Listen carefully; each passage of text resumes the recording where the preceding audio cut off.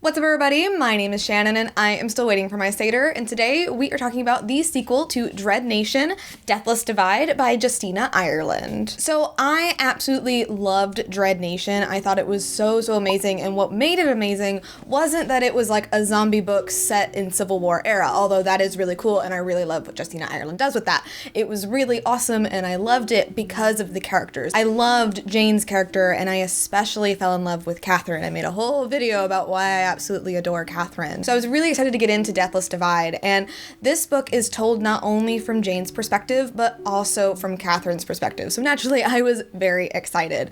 We pick up with them not too long after the events of Dread Nation. They are still trying to find someplace safe. They're out on the road, and tragedy just keeps striking them, and they just can't seem to catch a break. And what this book is showing you is what it has done to our two main characters, to Jane and Catherine, these two girls who at the very beginning were not friends, they did not like each other, and now they are very close. But the problem is Jane thinks that she is unlovable. She thinks people keep leaving her, that she keeps getting abandoned, so she can't let herself love Catherine. She can't let herself think of her as a friend, and naturally that does drive a wedge between them. They have to find a way to overcome that.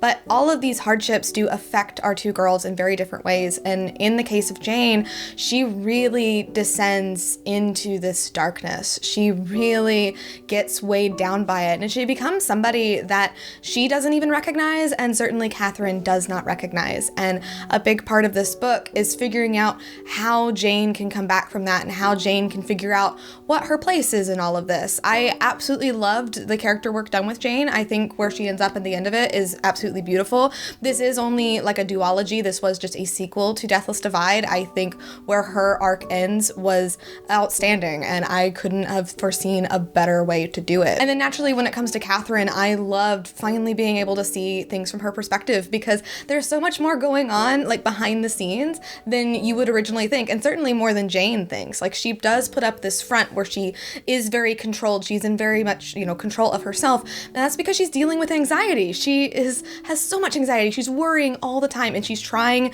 to, not let it show. She's trying to be in control, and she does this by the way that she dresses, she does this by the way that she talks, she does this by being ordered in other things, which again, I just very much identified with. So I really have to thank Justina Ireland for giving me this character. Like, Catherine Devereaux was the first asexual character that I had ever gotten to read about, so that really touched me. And then being able to see inside her mind, seeing the story from her perspective, hearing how she thinks about things, like how she rationalizes, her asexuality, and then seeing her deal with this anxiety, like, I felt so incredibly seen, and I connected to her so much. And I love the direction that she goes. I love, she's trying to find her place in all of this too. And by the end of it, I think her and Jane really figure it out, and it was absolutely amazing.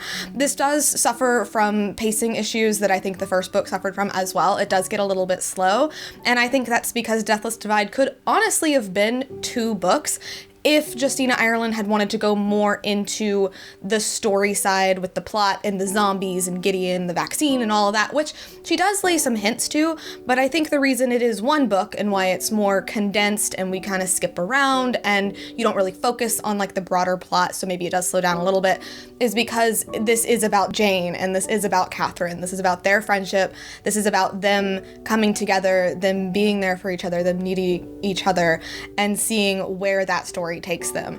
I could definitely see there being more books down the road, but Jane and Catherine's story has definitely come to an end. There is a lot of cool stuff in here about, the Civil War era and about minorities during this time, especially in California. There's an amazing author's note at the end of this book where she talks about, like blacks on the frontier and all of these different ethnicities that we don't talk about and you don't see in media. So that's what she really wanted to explore. And I just absolutely love that. I cannot wait to see what's coming next from Justina Ireland. She's going to be working on Project Luminous. We are getting announcements for very soon, and I just need to read more Justina Ireland. I really hope that she gets to do more interesting things with Star Wars, which obviously Project Luminous is, but reading Jane, seeing how angry she is, I would really love to see her write a post-Tross Ray. I don't think that's going to happen. That is my personal headcanon that Ray is kind of going on a little dark side path here. but I think she could do a really good job with it, and I'd be very interested in that. So if you haven't read Dread Nation, if you haven't read Deathless Divide, I do highly recommend it.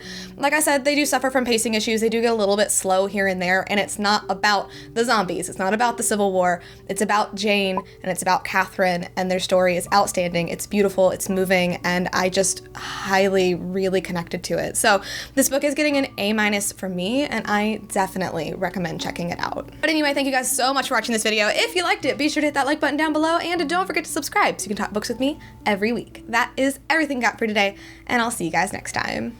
Bye!